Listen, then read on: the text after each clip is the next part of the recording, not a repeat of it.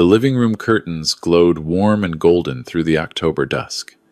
My son's house looked like something from a magazine, the kind of home young families post about on social media. Perfect lawn, 2 cars in the driveway, Halloween decorations already up even though it was only the first week of the month. I sat in my truck for a moment, watching that peaceful scene, telling myself I was being paranoid, that the nagging feeling in my gut was just an old man worrying too much. I'm Robert Chen, and I'd spent 30 years as a prosecutor before I retired. You'd think that would make me good at spotting when something's wrong. But when it's your own family, you want so badly to believe everything's fine that you ignore the signs. I'd been ignoring them for months. My son, Daniel, had married Christina 2 years ago. She came with a daughter from her previous marriage, sweet kid, about 9 years old. Daniel had a daughter too, my granddaughter Lily. She was 11, and she had cerebral palsy. She used forearm crutches to walk, and her speech was sometimes hard to understand if you didn't know her well. But she was bright as a new penny, and I loved her with everything I had. The thing is, I'd noticed changes after the wedding. Lily seemed quieter during our weekly video calls. She didn't want to talk as much.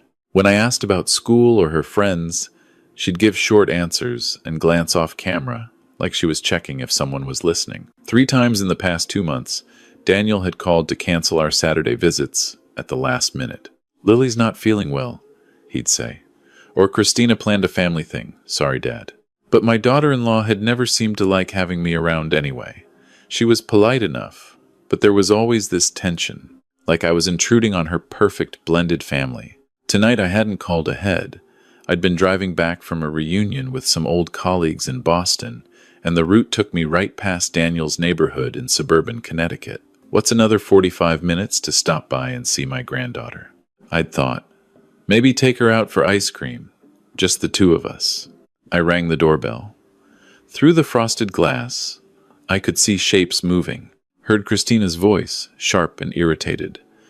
I said, "Put that away." Now, the door opened. Christina stood there in yoga pants and an oversized sweater, her hair in a perfect ponytail. Behind her, I could see her daughter Natalie curled up on the couch with an iPad, and a boy I didn't recognize, maybe 9 or 10, playing with a gaming console on the living room floor. "Robert." She didn't smile. "We weren't expecting you." "I know. I'm sorry to drop by unannounced. I was in the area and thought I'd say hello to Lily. Is she around?" Something flickered across Christina's face. "She's not feeling well. Already in bed." I checked my watch. It was only 7:30. Really? On a Friday night? She had a rough day at school. Very tired. Christina moved to block the doorway more fully, like she could physically prevent me from entering. That's when I heard it. A thump from somewhere in the house, followed by a muffled sound. Almost like someone crying, but trying very hard not to be heard. "What was that?" I asked. "The neighbor's dog. They leave it outside too much." Christina's smile was tight. "Really, Robert, this isn't a good time." 30 years of cross-examining witnesses had taught me what a lie looks like. The way her eyes shifted left. The way her hand gripped the doorframe just a little too tight. The false brightness in her voice. "I'd like to see Lily," I said quietly. "Just for a minute. To say hello." "She's sleeping. Then I'll peek in and leave if she's really asleep." I took a step forward. I drove an hour out of my way. "Christina, 5 minutes with my granddaughter. That's all I'm asking." We stared at each other. I'm a big man, 6'2", and even at 65, I keep myself in shape. I wasn't trying to intimidate her, but I also wasn't going to be turned away from my own son's house without seeing Lily. Finally, Christina stepped back. "Fine, but be quiet. Daniel's not home. He's at a work conference until Sunday." That was new information. Daniel hadn't mentioned any conference to me. I filed it away and stepped inside. The house smelled like vanilla candles and expensive cleaning products. Everything was spotless. Toys neatly organized in bins. Throw pillows arranged just so on the couch. Christina's daughter didn't even look up from her iPad as I passed.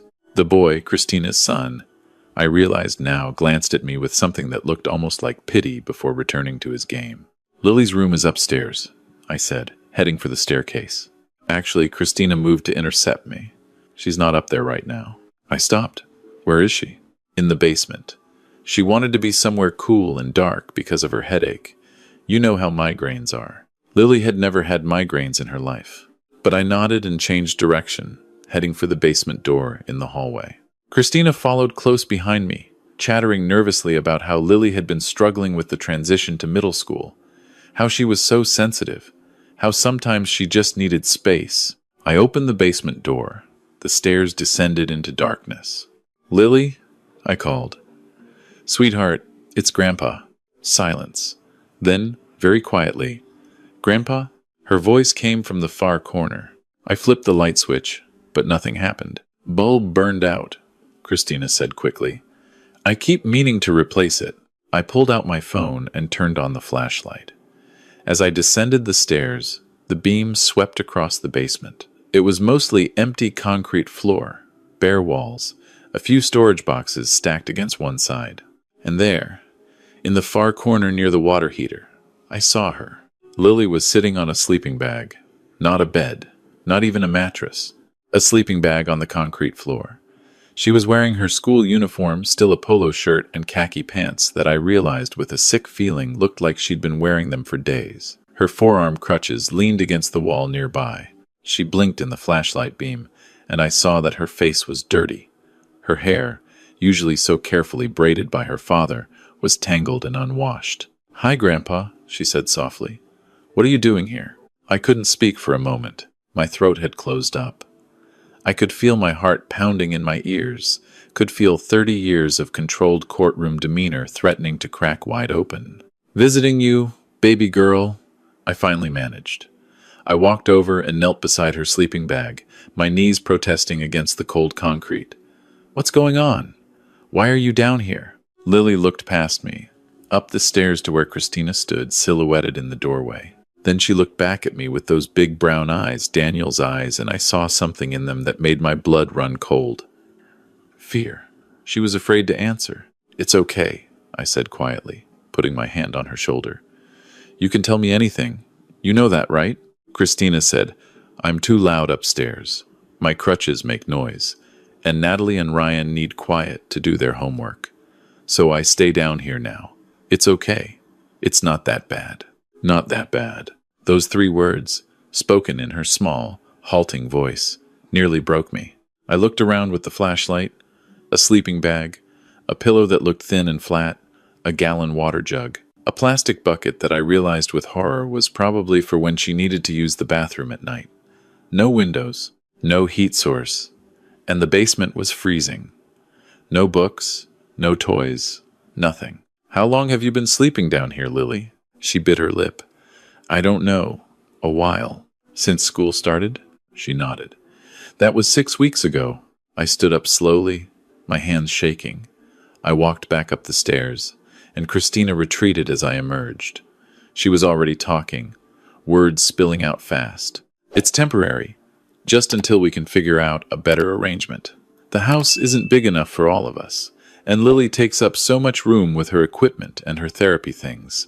And Natalie and Ryan need their own spaces. She's sleeping on concrete." My voice came out very quiet, very controlled.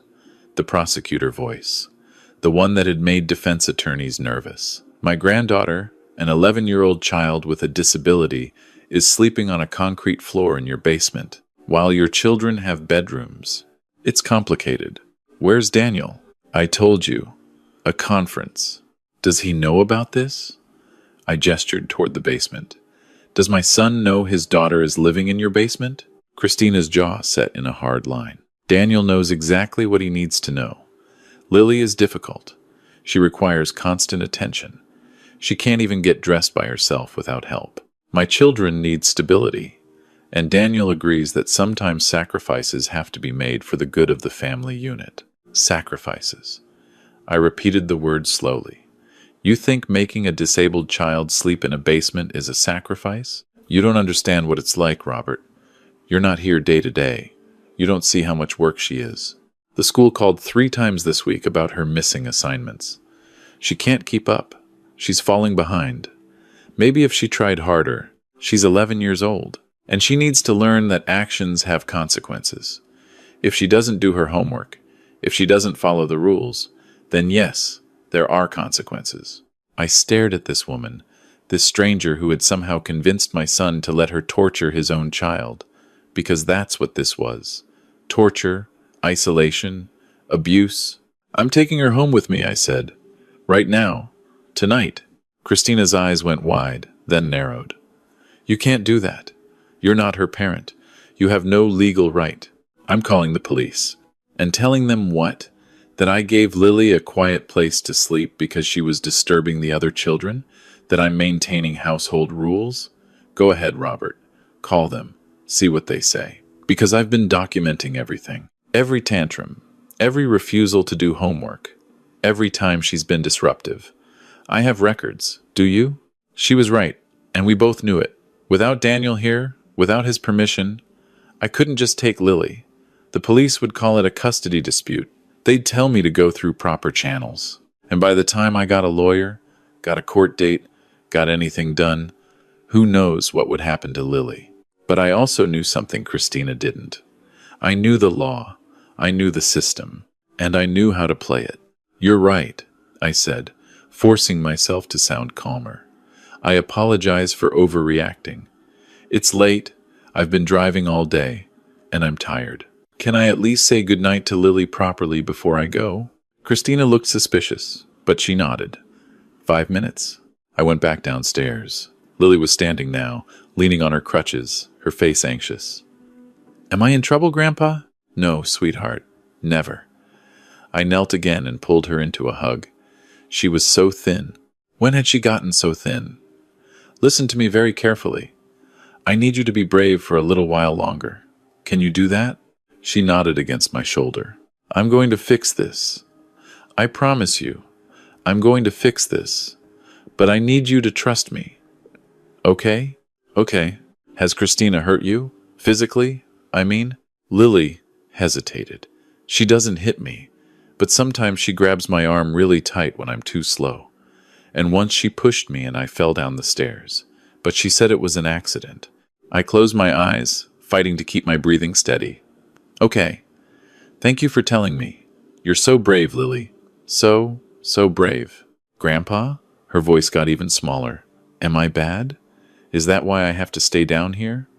Christina says if I was a better person, if I tried harder, then I could be upstairs with everyone else. That question, those words, they hit me like a physical blow. No, I said fiercely, pulling back to look at her face. No, baby girl. You are not bad. You are perfect exactly as you are. Do you hear me?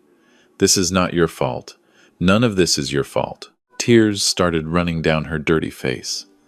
But Christina said, Christina is wrong. And I'm going to prove it to you. I'm going to show you what real family is supposed to look like. I stood up and pulled out my phone. Deliberately, where Christina could see me from the top of the stairs, I took photos. The sleeping bag, the concrete floor, the bucket, Lily's tear-stained face, the basement with its burned-out light bulb. What are you doing? Christina's voice was sharp. Documenting, I said mildly. Since you said documentation was important. I came back upstairs and walked past Christina without another word. She followed me to the front door, sputtering protests that I ignored. I got in my truck, drove exactly 2 blocks away, and pulled over. Then I made 3 phone calls. The first was to Daniel. Straight to voicemail. It's Dad. I'm at your house. Call me immediately. It's about Lily. It's urgent. The second was to my old colleague Sarah Martinez, who now worked for the Connecticut Department of Children and Families. I laid out everything I'd seen, everything Lily had said. Sarah listened in increasingly horrified silence. Robert, I can't open an investigation based on a phone call from a family member. You know that. There are procedures. I'm a mandatory reporter. I was a prosecutor for 30 years. I'm reporting suspected child abuse and neglect. If you don't take this seriously, Sarah, I will go to every news outlet in the state, and I will make sure they know DCF ignored a report from a decorated former prosecutor. Am I clear? A pause. Then, send me everything. Photos, dates, statements. I'll have someone out there first thing tomorrow morning. Thank you. The third call was to a lawyer. Not just any lawyer, Patricia Blackwood, the most ruthless family law attorney in the state. I'd worked with her on several cases over the years. She was brilliant, aggressive, and she didn't lose. "Robert Chen," she said when she answered. "To what do I owe the pleasure? I need to file for emergency custody of my granddaughter. Tonight, if possible. Tell me everything." I did. When I finished, Patricia was quiet for a long moment.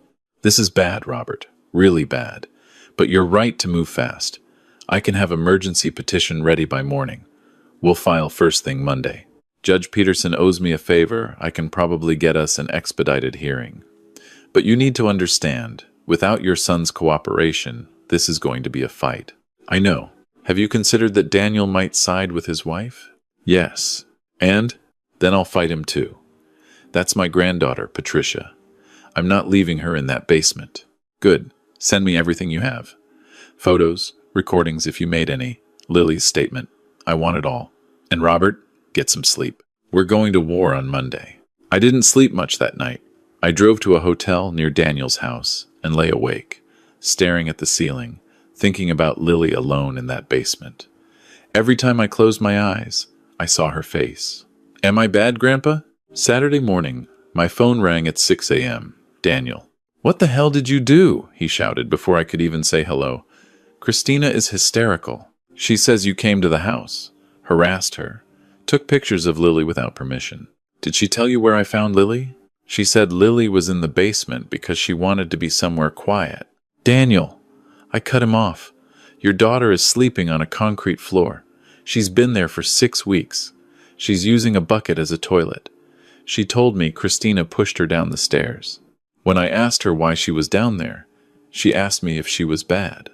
Those were her exact words." "Am I bad, Grandpa?" "That's what your wife has done to your daughter." Silence on the other end.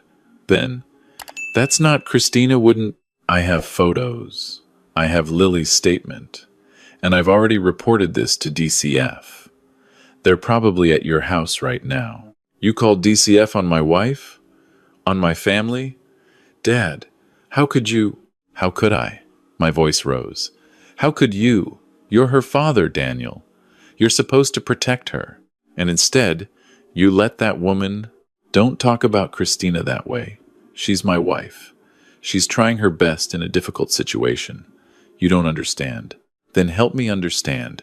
Explain to me how putting an 11-year-old disabled girl in a basement is trying her best." "Lily is difficult, Dad. She's demanding. She needs constant attention. Christina has her own kids to worry about.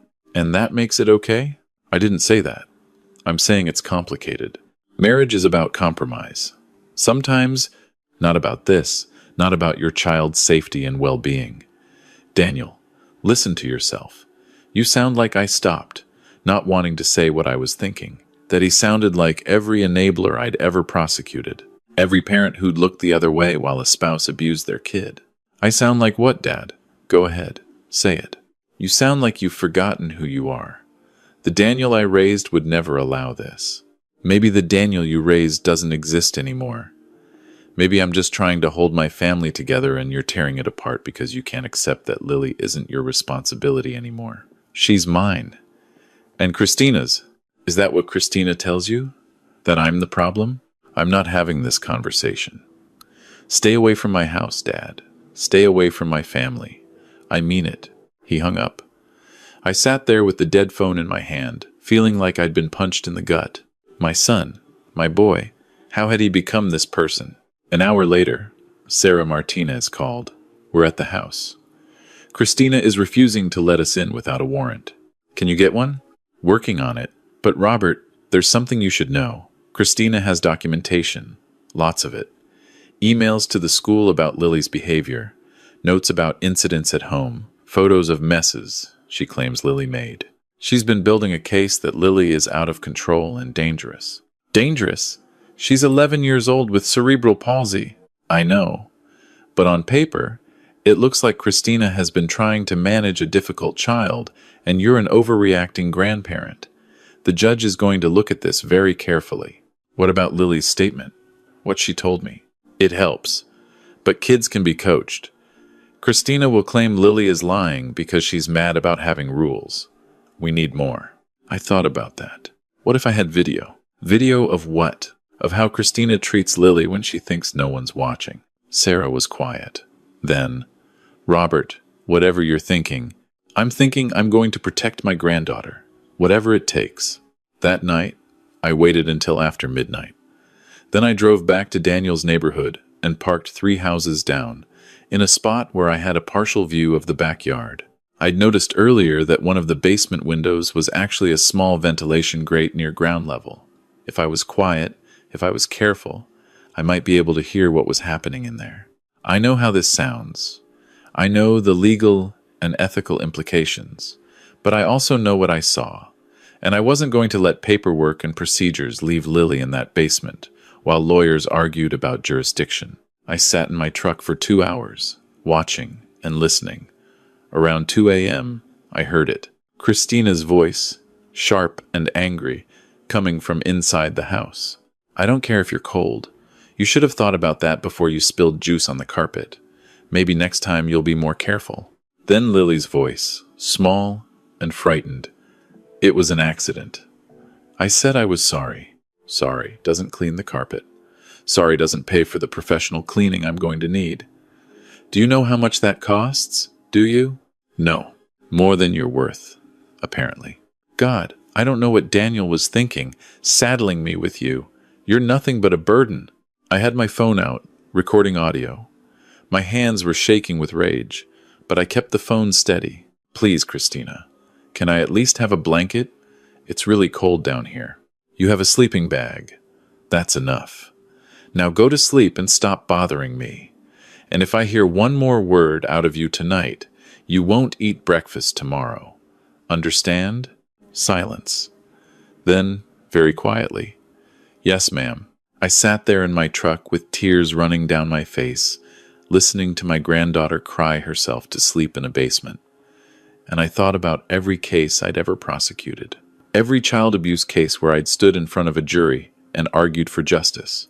Every time I'd believed that the system worked, that good people could protect the vulnerable. Monday morning, I walked into Judge Peterson's courtroom with Patricia Blackwood and a file folder 3 inches thick.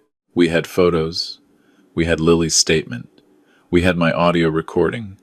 We had the DCF report. We had everything. Daniel was there with Christina and their lawyer, some slick corporate type who specialized in making problems disappear. He looked at our evidence with barely concealed disdain. Your Honor, this is clearly a case of a bitter grandfather trying to interfere in a blended family situation. Mrs. Chen has been nothing but patient with a difficult child who requires extraordinary care. The basement sleeping arrangement was temporary and at Lily's own request. I have an audio recording that says otherwise, Patricia interrupted smoothly. She played it for the court. The silence in that courtroom when Christina's voice echoed through the speakers, "You're nothing but a burden," was deafening. I watched my son's face turn white, watched him look at his wife with something that might have been the beginning of doubt. Judge Peterson was a mother of 4. I'd known her for 20 years. I watched her expression harden as she listened. "Does anyone have anything to say before I rule?" she asked when the recording ended. Daniel stood up. For a moment, I thought he was going to defend Christina, but then he said, very quietly, "I'd like to speak to my father. Privately, please." Judge Peterson granted a 15-minute recess. Daniel and I walked out into the hallway. Christina tried to follow, but her lawyer held her back. We stood there, father and son, in that courthouse hallway where I'd spent so many years of my career. Daniel couldn't look at me. "I didn't know," he finally said. "I swear to God, Dad, I didn't know it was that bad." "How could you not know?" "I travel a lot. Christina handles things at home. She said Lily was in the basement because she wanted to be, because it was quieter. She showed me emails from the school about Lily's behavior. She made it sound like Lily was acting out, being difficult, and I was so tired of fighting, of trying to balance everyone's needs. It was easier to just believe her. Easier to believe her than to check on your own daughter?" He flinched. I know how it sounds. But Christina was so convincing, she made it seem like you were overreacting, like you couldn't accept that Lily had problems. She said you were trying to undermine our marriage. And you believed her." "I wanted to." His voice cracked. I wanted to believe I'd married someone good, someone who loved my daughter. I wanted to believe I could make this blended family work.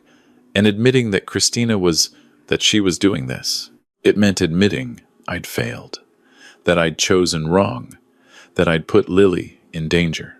We stood there in silence. Then Daniel said, "What happens now? Now you choose. You can go back in there and support your wife, and I will fight you both with everything I have. Or you can remember who you used to be before Christina convinced you to forget. You can be Lily's father again. She'll never forgive me. Probably not right away. But if you fight for her now, if you actually protect her, then maybe someday she will. But you have to choose, Daniel. Right now. In there." I pointed back toward the courtroom. When we walked back in, Daniel told his lawyer he was withdrawing his objection to my emergency custody petition. Christina's face went red, then white. She started to stand, to protest, but the judge cut her off. "Mrs. Chen, I'm granting temporary emergency custody to the child's grandfather pending further investigation. You are not to contact Lily in any way. DCF will be conducting a full investigation, and I'm referring this case to the prosecutor's office for potential criminal charges. Do you understand?" Christina's lawyer tried to argue, but Judge Peterson wasn't having it. The gavel came down. Lily was coming home with me. The DCF investigation took 3 months. During that time, Lily lived with me in my house in Vermont. She had her own room, a real room, with a window and a heating vent and bookshelves. She had privacy. She had her own bathroom. She had everything an 11-year-old girl should have. The first week, she barely spoke. She was so used to staying quiet, to being invisible, that she didn't know how to just be a kid anymore. She asked permission for everything. "Can I turn on the TV? Can I have a snack? Can I use the bathroom?" "Lily," I finally said, "you don't need to ask permission for basic things. This is your home. You can eat when you're hungry, watch TV when you want, use the bathroom whenever you need to. You're not a prisoner here." She looked at me with those big eyes. "But what if I do something wrong? Then we'll talk about it. And if you need to be corrected, I'll do it with words, not by taking away your dignity. Okay?" It took time. Weeks of patient reassurance, therapy sessions with a counselor who specialized in abuse cases. Slowly, gradually, I watched my granddaughter come back to life. She started smiling again. She started talking without fear. She joined an adaptive sports program and made friends. Daniel came to visit every weekend. At first, Lily didn't want to see him. She was so angry, so hurt by his betrayal. But I encouraged her to hear him out. "Your dad made a terrible mistake," I told her. "He let someone convince him to ignore what was right in front of his face. But he's trying to make it right now. That doesn't mean you have to forgive him immediately, but it does mean you should listen to what he has to say." They sat in my living room, father and daughter, and Daniel cried. He apologized over and over. He explained how Christina had manipulated him, how he'd been so desperate to make his marriage work that he'd ignored the warning signs. He didn't make excuses. He just owned what he'd done. "I'm your dad," he said. "I should have protected you. I didn't, and I will spend the rest of my life trying to make that up to you, if you'll let me." Lily was quiet for a long time. Then she said, "Do you still love Christina?" "No. I filed for divorce 2 weeks ago." "Good. It wasn't forgiveness." "Not yet, but it was a start." The criminal investigation into Christina took longer. The prosecutor initially didn't want to charge her, said it would be hard to prove criminal intent, that it looked like a custody dispute, that juries wouldn't want to send a mother to prison. So I did what I do best. I built a case. I found 3 other families where Christina had worked as a nanny before she met Daniel. I tracked them down, interviewed them, and discovered a pattern. In each household, she'd shown favoritism to certain children while singling out others for punishment.